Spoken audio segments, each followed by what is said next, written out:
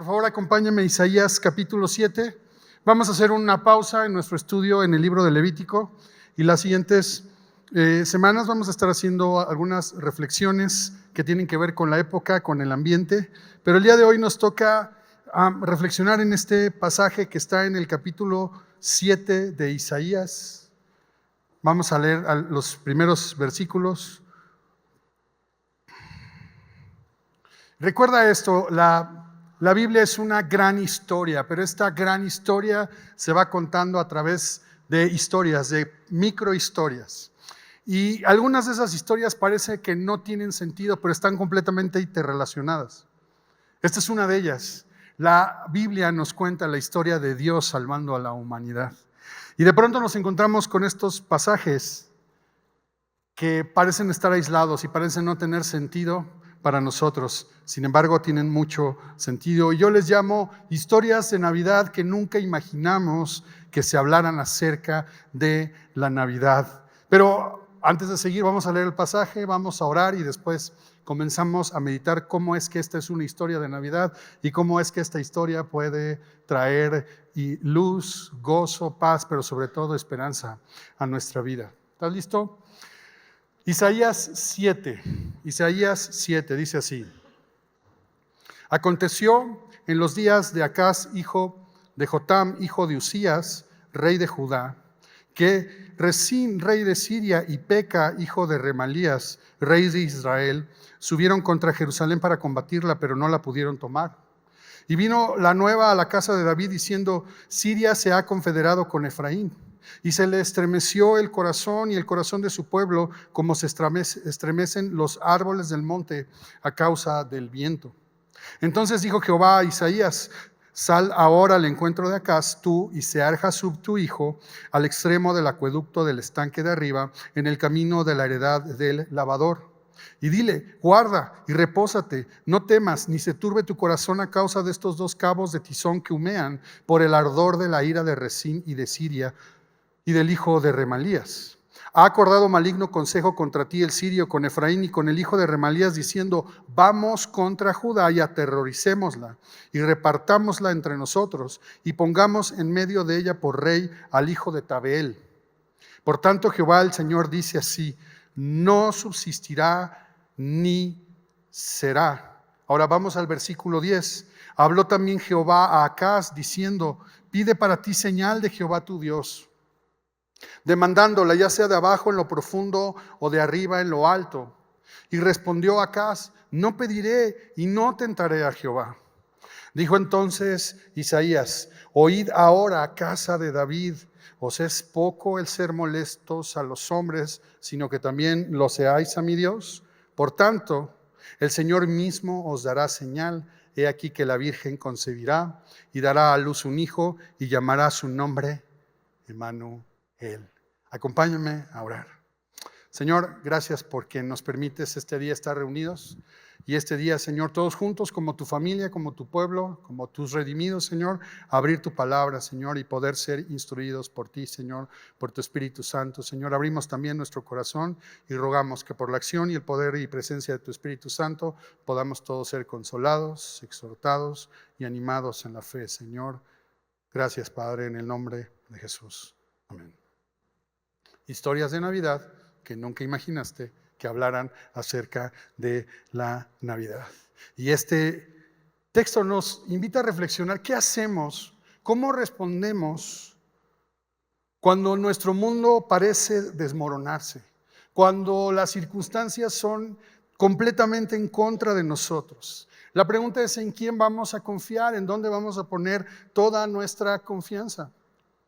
Y aunque el día de hoy no vamos a ver con todo detalle este pasaje, en este pasaje vamos a encontrar y vamos a revisar tres cosas que están ahí, tres pasos, tres ideas que nos van a ayudar a meditar y a tomar este paso, esta historia, reconocerla como una historia de Navidad y aún esta historia poderla aplicar a nuestra vida. Primero vemos una crisis, ¿verdad? Luego leímos acerca de una gran señal y finalmente recibimos y vemos una invitación que demanda una respuesta. Crisis, señal y respuesta. Eso es la forma en la que vamos a analizar este pasaje. ¿Cuál es esta crisis? Bueno, déjame contarte algunas cosas para que podamos entender con mayor claridad este pasaje. Bien, Acaz es el rey del reino de Judá. Acaz es un descendiente del rey David. Acaz es el rey más malo de los reyes de Judá. Y ahora está enfrentando y es amenazado por una alianza entre el rey de Israel y el rey de Siria. Ahora tú dices, ¿cómo? ¿Hay un reino de Judá y hay un reino de Israel que no son un solo pueblo? Bueno, déjame explicarte que cuando Salomón muere, deja a su hijo Roboam. Y esto sucedió 196 años de los eventos que nos narra Isaías 7. El reino se dividió en dos. El reino fue dividido y entonces 10 tribus de las 12, las 10 tribus que estaban, digamos, colocadas al norte, se constituyeron en un reino aparte, que en la Biblia identificamos como el reino del norte o como el reino de Israel. Y quedaron por el reino de Judá o el reino del sur 2 tribus, la tribu de Judá y la tribu de Benjamín. Así que por 196 años, por 200 años, 2 hermanitos han estado peleándose. Eso no pasa, ¿verdad?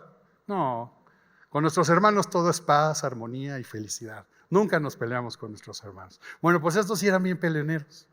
Y todo el tiempo han tenido conflictos. Bueno, resulta también que es la época en la que en esa zona está surgiendo uno de los grandes imperios de la historia de la humanidad, el imperio asirio. Entonces, la ubicación geográfica de Israel, de la Palestina, es estratégica para cualquier imperio, para cualquier país que quiera ser potencia mundial. Lo era en aquel tiempo y sigue siendo cierto el día de hoy. En aquel tiempo había estos conflictos y el día de hoy sigue habiendo estos conflictos, ¿verdad? Los estamos viviendo ahora en vivo y a todo color. Parece que el tiempo no ha pasado. Sin embargo, está surgiendo el imperio asirio. Y el imperio asirio está comenzando a colocarse para tomar control de esta zona donde está la Palestina, como le llamamos hoy, porque esta zona es estratégica geográficamente porque es el cruce de caminos de África hacia el norte de Europa y de Oriente hacia Occidente. Quien controla esa zona se va a posicionar sobre todo lo demás que está alrededor. Bueno, frente a la amenaza de los asirios, el rey de Israel busca a Acaz, rey de Judá, para que hagan una alianza junto con los sirios. En este tiempo ha sido muy famoso la noticia de que cayó el presidente de Siria, por cierto. Bueno, es uno de los enemigos históricos del pueblo de Israel. Bueno, como Judá no se alía con su hermano Israel para hacer frente a los asirios, resulta que también los sirios se juntan con Israel y ahora quieren obligar al reino de Judá, al rey Acaz, para unirse y juntos hacer una coalición de ejércitos que puedan enfrentar al imperio asirio y defender la posición, defender su tierra. Eso es lo que está pasando. Pero como el rey de Judá se niega, entonces lo van a obligar. Y entonces esta coalición de Peca y de Resín se presentan a la ciudad de Jerusalén. Se van a atacar, van a invadir, están amenazando para quitar a Acaz, poner a un personaje que sea a modo de ellos y entonces puedan hacer frente a Asiria. Eso es lo que está sucediendo, una amenaza. Hay un reino dividido, hay un rey malo. Malo, malo, malo, y no es historia, y no es cuento, y no es fábula. Si me acompañas al segundo libro de Reyes, capítulo 16, versos 2 al 4, te vas a dar cuenta, es una fotografía de Acaz. Dice, cuando comenzó a reinar Acaz era de 20 años, y reinó en Jerusalén 16 años, y no hizo lo recto ante los ojos de Jehová su Dios, como David su padre. Antes anduvo en el camino de los reyes de Israel y aún hizo pasar por fuego a su hijo según las prácticas abominables de las naciones que Jehová echó de delante de los hijos de Israel. Asimismo sacrificó y quemó incienso en los lugares altos y sobre los collados y debajo de todo árbol frondoso. Acaz es un rey que no confía en Dios. No solo eso, se ha entregado a la idolatría y a las prácticas abominables. No confía en Dios, pero está enfrentando una crisis grande, una invasión grande. Tanto que, como dice el verso 2, se estremeció el corazón como se estremecen los árboles a causa del viento. Fíjate cómo estaba Acaz temblando. Ahora, ¿qué va a hacer Acaz? ¿Qué harías tú? Y el punto aquí es que Dios le hizo una promesa a David. Muchos años atrás Dios le hizo una promesa a David. Y esa promesa implicaba la promesa de Dios, un pacto unilateral de Dios con David, de un reino eterno, de un linaje perpetuo, de alguien que de la descendencia de David se sentaría para gobernar a Israel. Pero cuando vemos esto que está aquí, parece que no se está cumpliendo. Pero mira, fíjate, vamos a leer en el segundo libro de Samuel, capítulo 7, versículo 8. Vamos a ver esta promesa. Vamos a pensar esta gran promesa y luego vamos a contrastarla con lo que le está pasando a Acaz y con lo que le está pasando al reino de David, al reino de Judá. Segundo libro de Samuel, capítulo 7, verso 8. Dice: ahora pues dirás así a mi siervo David: así ha dicho Jehová de los ejércitos, yo te tomé del redil de detrás de las ovejas para que fueses príncipe sobre mi pueblo, sobre Israel. Y he estado en todo cuanto has andado, y delante de ti he destruido a todos tus enemigos, y te he dado nombre grande como el nombre de los grandes que hay en la tierra. Además, yo fijaré lugar a mi pueblo Israel, y lo plantaré para que habite en su lugar, y nunca más sea removido, ni los inicuos le aflijan más, como al principio, desde el día en que puse jueces sobre mi pueblo Israel, y a ti te daré descanso de todos tus enemigos. Ah, caray. Pero fíjate la promesa de Dios y mira lo que está sucediendo 200 y tantos años después de esta promesa. Parece que no se está cumpliendo. Parece que Dios los ha abandonado. Parece que no se está cumpliendo esto. Y sigo leyendo en 2 de Samuel, ahora versículo 12. Sigo ahí en el mismo capítulo. Y cuando tus días sean cumplidos y duermas con tus padres, yo levantaré después de ti a uno de tu linaje, el cual procederá de tus entrañas, y afirmaré su reino. Y aquí parece que se está refiriendo solamente a su hijo Salomón. Pero sigamos leyendo versículo 13 del segundo libro de Samuel. Él edificará casa a mi nombre. Yo afirmaré para siempre el trono de su reino. Perdón, pero Salomón no es eterno, ¿verdad? ¿A qué se está refiriendo Dios con esta promesa? Bueno, sigamos leyendo. Versículo 14, yo le seré a él padre y él me será a mí hijo. Y si él hiciere mal, yo le castigaré con vara de hombres y con azotes de hijos de hombres. Entonces, querida familia, en esta promesa y en este pacto que Dios hizo con David, está también contenida las consecuencias a la incredulidad y la desobediencia. Y eso es lo que le está pasando a Acaz. Esta invasión, estos problemas, estos conflictos, este temor, este miedo es consecuencia de su rebeldía y de su falta de temor a Dios. Y entonces Dios lo está llamando al arrepentimiento. Si hiciere mal, yo le castigaré con vara de hombres. Por eso está siendo asediado Acaz. Pero fíjate lo que dice el versículo 15 de 2 de Samuel, capítulo 7. Pero mi misericordia no se apartará de él. Pero mi misericordia no se apartará de él, como la aparté de Saúl, al cual quité de delante de ti. Y será afirmada tu casa y tu reino para siempre delante de tu rostro, y tu trono será estable eternamente. Y aquí hay una gran promesa que salta, que va más allá de la descendencia de David, que va más allá de Acaz, porque lo que Dios le está prometiendo a David es que de su linaje saldría un rey eterno. Y no puede haber ningún humano que sea eterno, tendría que ser Dios mismo. Tendría que ser Dios. Y aquí encontramos la promesa del Mesías, que vendría de la casa de David. Pero ojo, vemos aquí una gran promesa de estabilidad, de protección, de seguridad y de salvación. Pero de pronto, cuando regresamos a Isaías 7, nos damos cuenta que eso no se está cumpliendo, pero también nos estamos dando cuenta que Acaz, aun siendo heredero de esta promesa, sigue siendo infiel frente a la fidelidad de Dios.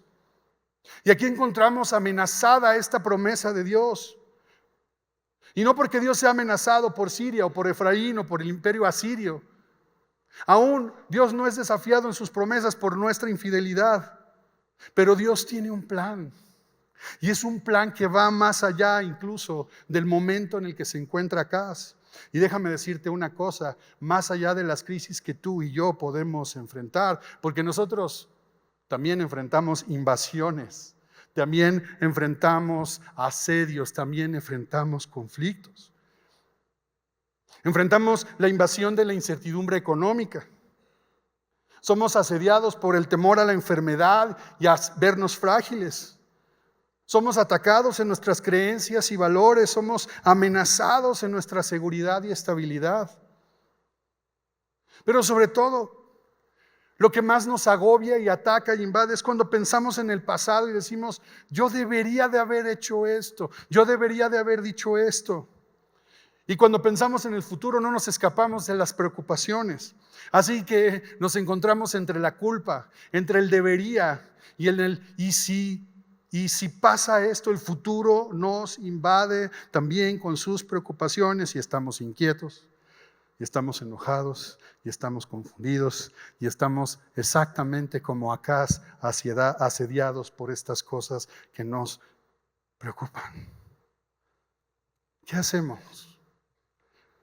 ¿Qué hacemos cuando las preocupaciones y la vida misma humana nos asedia y venimos a preguntar qué pasa si pierdo mi trabajo? ¿Y qué pasa si se enferma? ¿Y qué pasa si se muere? ¿Y qué si no hay suficiente dinero? ¿Y qué si cae la economía? ¿O qué si estalla una pandemia o una guerra?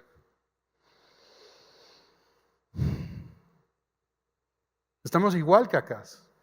Y es el mismo desafío de Acaz el que tú y yo tenemos: confiar o no confiar en Dios. Ahora, el texto, como ya lo leímos, nos damos cuenta que Dios le habla a Acaz. Y lo que básicamente Dios le dice a Acaz es, versículo 4, no temas, no temas. Mira, estos dos reycitos son como dos cerillitos, dos cabos de tizón que humean.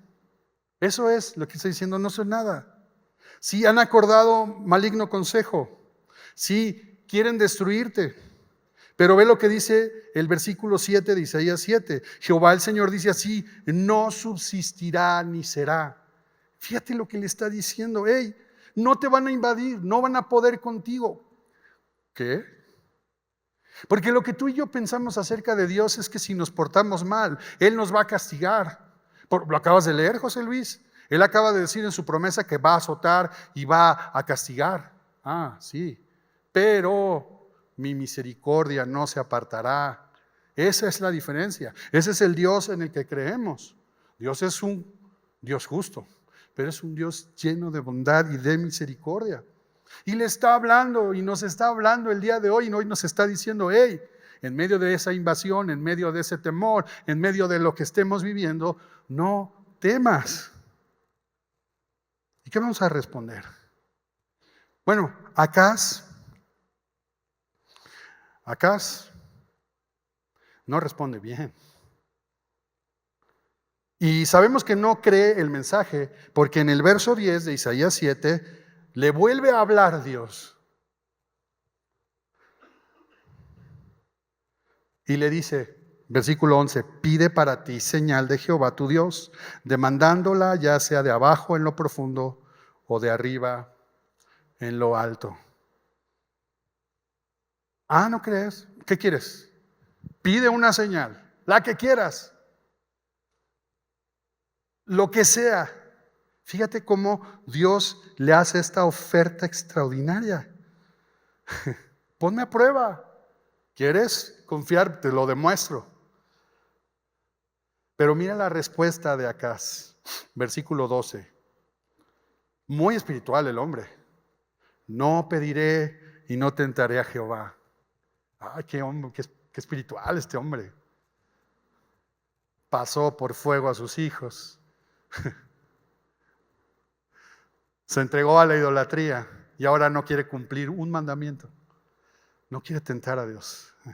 Suena muy espiritual, suena muy piadoso, suena muy cristiano. Pero no es una respuesta humilde, no es una respuesta de fe, es una incredulidad disfrazada de religiosidad.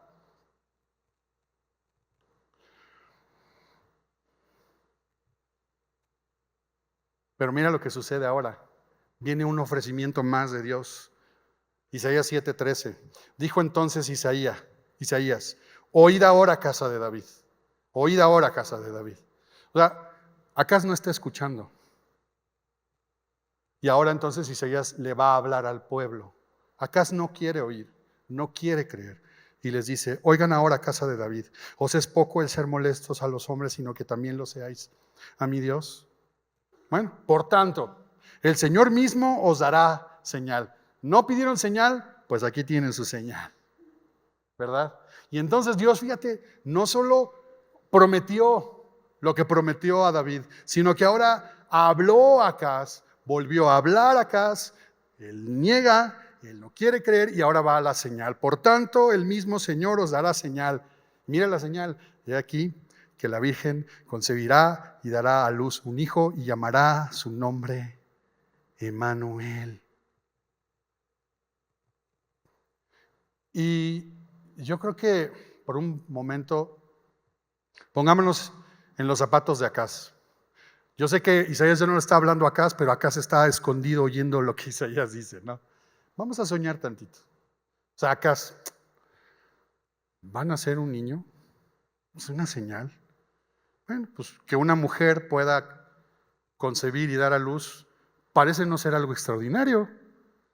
Parece no ser algo que salga del agua o que venga de lo profundo, como dice el mismo texto de Isaías. Parece que eso no es algo complicado. ¿Por qué esta señal? ¿Por qué esta señal? Porque yo me hubiera esperado, si yo fuera acá, yo hubiera dicho, Señor, pues una señal, pues una bomba atómica, ¿no?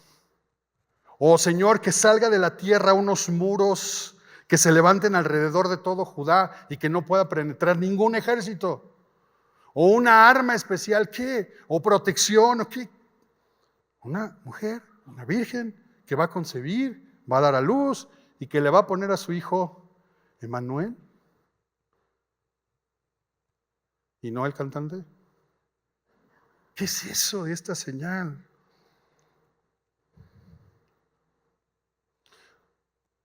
Y la señal para Acaz representa para él un evento que puede suceder en un lapso corto de tiempo. Es una señal de Dios que le está diciendo, hey, va a ser pronto y va a ser evidente que Dios está contigo, porque Emmanuel significa Dios con nosotros. Y es aquí donde nosotros, querida familia, encontramos el mensaje en esta historia. Y es aquí donde encontramos la historia que parece que no es de Navidad, pero se trata de la Navidad. Lo que tú y yo necesitamos recordar frente a cualquier circunstancia es que Dios está con nosotros. Ese es el mensaje y esa es la señal. Y esa es una señal que no era solamente para Acaz, que no era solamente para el pueblo de Israel, sino que es una señal que ahora es para ti y para mí. ¿Cómo? ¿Cómo es que esta señal está relacionada con nosotros? ¿Y cómo es que esta señal puede relacionarse con la Navidad? Bueno, gracias a Mateo. Acompáñame a Mateo 1, por favor. Mateo 1, el escritor inspirado, el apóstol Mateo, inspirado por el Espíritu Santo, cuando nos cuenta el nacimiento de Jesús, Mateo 1:21 dice así: y darás a luz un hijo, llamarás su nombre Jesús, porque él salvará a su pueblo de sus pecados. Versículo 22, todo esto aconteció para que se cumpliese lo dicho por el Señor por medio del profeta cuando dijo: he aquí, una virgen concebirá y dará a luz un hijo y llamará su nombre Manuel, que traducido es Dios con nosotros. Así que es una historia de Navidad que no parece de Navidad, pero nos da la señal de la esencia de lo que hablamos hoy como la Navidad. Emmanuel, Dios con nosotros. La señal para acá es una señal para nosotros, es una señal para toda la humanidad, que anticipa el nacimiento de un Salvador, que anticipa que Dios está con nosotros. ¿Cómo? Fíjate bien, el problema de Acaz no era su hermano peleonero de Israel. No era Siria ni era Asiria. Su problema era su incredulidad. Su problema es que no confiaba en Dios. Y su problema es que eso le llevó a la rebelión y a la idolatría. Ese era su problema. Su problema es que estaba alejado de Dios. Nuestros problemas son los mismos. Exactamente. El problema que tú piensas que tienes, el problema que yo pienso que tengo, no es ese el problema. El problema es que nos alejamos de Dios. Y que nos olvidamos que Él está con nosotros. ¿Por qué Él está con nosotros? Porque Dios decidió hacerse carne, hacerse hombre.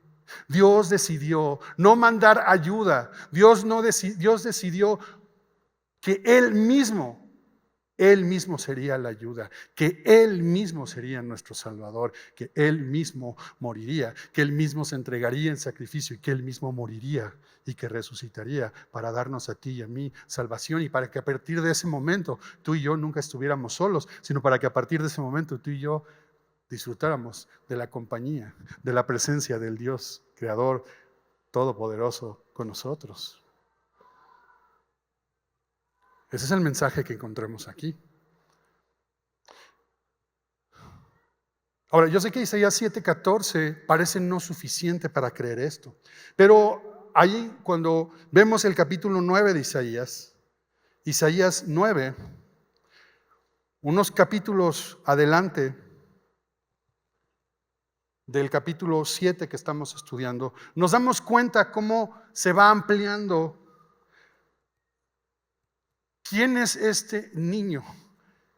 ¿Quién es Emmanuel? ¿Quién es este? Y nos vamos a dar cuenta que no está hablando solamente del nacimiento de un pequeño, sino que, como Mateo ya nos indicó, estamos hablando del mismísimo Dios haciéndose carne, Jesucristo hombre, Jesucristo Dios, completamente hombre, completamente Dios, quien vino a dar su vida para salvarnos. Y ahí en el capítulo 9 de Isaías, en el verso 6, nos da más datos de ese niño y dice: porque un niño nos es nacido, hijo nos es dado, y el principado sobre su hombro, y se llamará su nombre admirable, consejero, Dios fuerte, Padre eterno, príncipe de paz. Lo que tienes ahí en cada una de las paredes es ese verso. Versículo 7, lo dilatado de su imperio y la paz no tendrán límite sobre el trono de David y sobre su reino, disponiéndolo y confirmándolo en juicio y en justicia desde ahora y para siempre. ¿Te das cuenta? Esa señal, ese niño que habría de nacer, no puede ser un simple humano. Está hablando de Dios hecho carne. Emmanuel, Dios con nosotros, no puede ser ningún humano. Consejero maravilloso, un Dios poderoso, un Padre eterno, un príncipe de paz. Se está refiriendo a Dios mismo.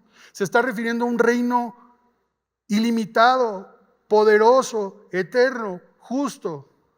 No se puede estar refiriendo a un reino humano. Emmanuel, Dios con nosotros. Fíjate cómo dice Isaías 9:6. Nos es nacido. Nos es dado Dios con nosotros.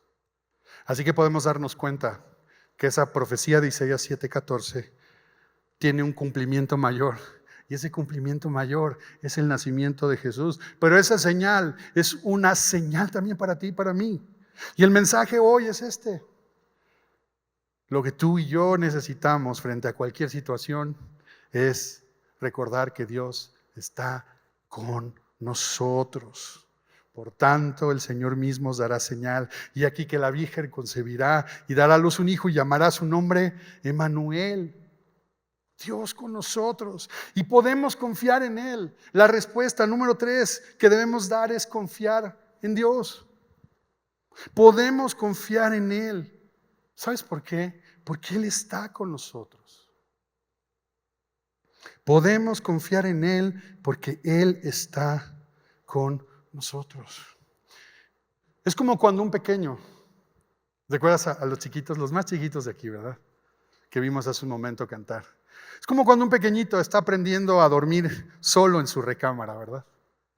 ¿Qué pasa? Se despierta las primeras noches, ¿verdad? Se despierta llorando y se despierta pidiendo amablemente que le acompañes.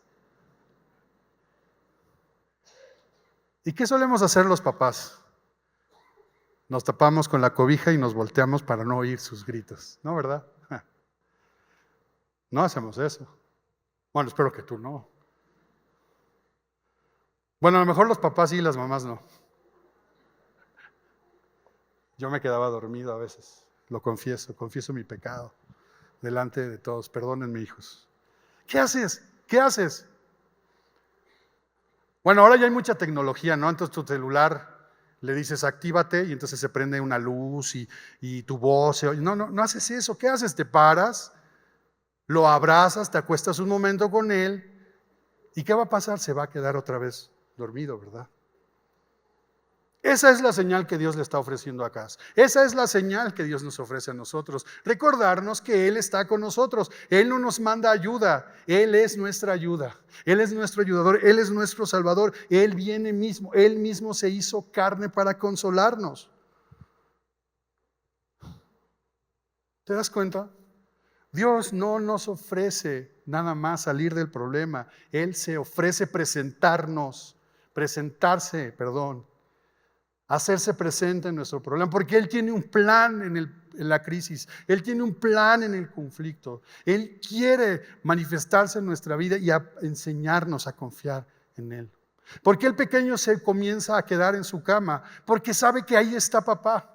Porque sabe que papá lo va a acompañar. Y eso es lo que Dios quiere hacer en medio de nuestras crisis, en medio de nuestros conflictos, en medio de nuestras invasiones o asedios que sentimos. Aun cuando sufrimos las consecuencias de nuestro pecado, Dios quiere cambiarlas.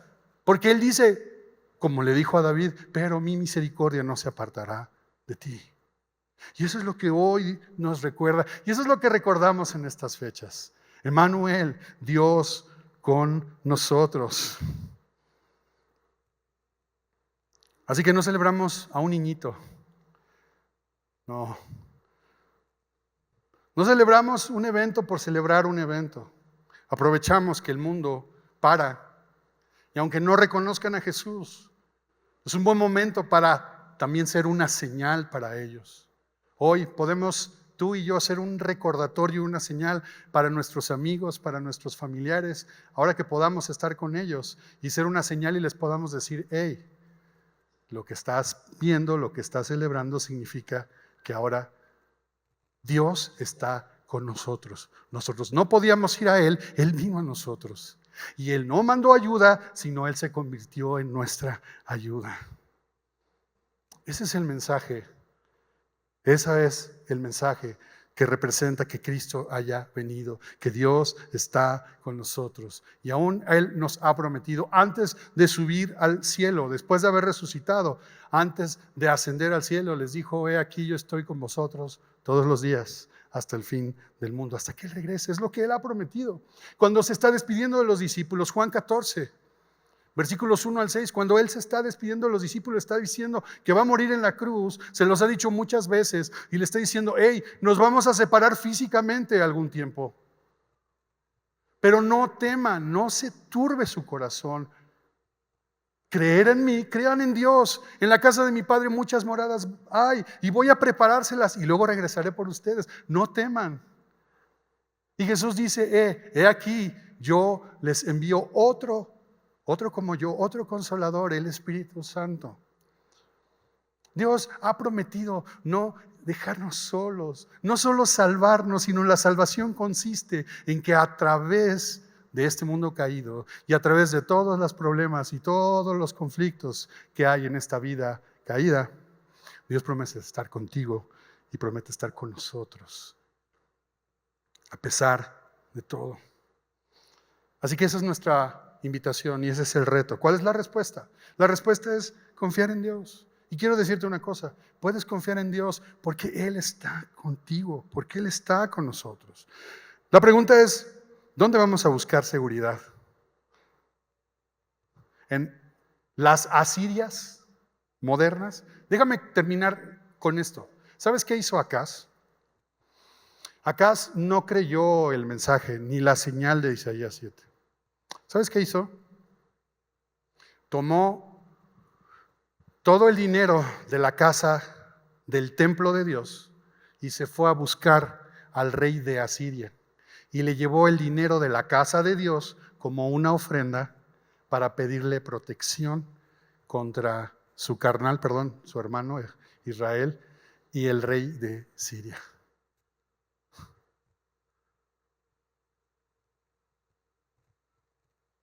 En el año 722, es decir, apenas unos 15 o 20 años después, soy muy malo para estas cuentas, el imperio asiria llegó asediando al reino del norte, a las 10 tribus, las arrasó, las llevó cautivas y desde el 722 no existe el reino del norte. Dios milagrosamente preservó hasta el año 586 de toda invasión al reino de Judá, el cual después fue llevado cautivo por el imperio babilónico. ¿Por qué? Bueno, porque tenemos que dar una respuesta y esa respuesta es confiar en Dios, confiar en Él. Y podemos confiar en Él. ¿Por qué? Porque Él está con nosotros, porque Él está con nosotros.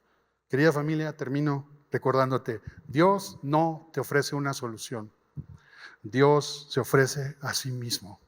Y la salvación consiste no solo en librarnos de lo que estamos viviendo, no solo en perdonarnos, no solo en su misericordia, sino en enseñarnos a confiar en Él.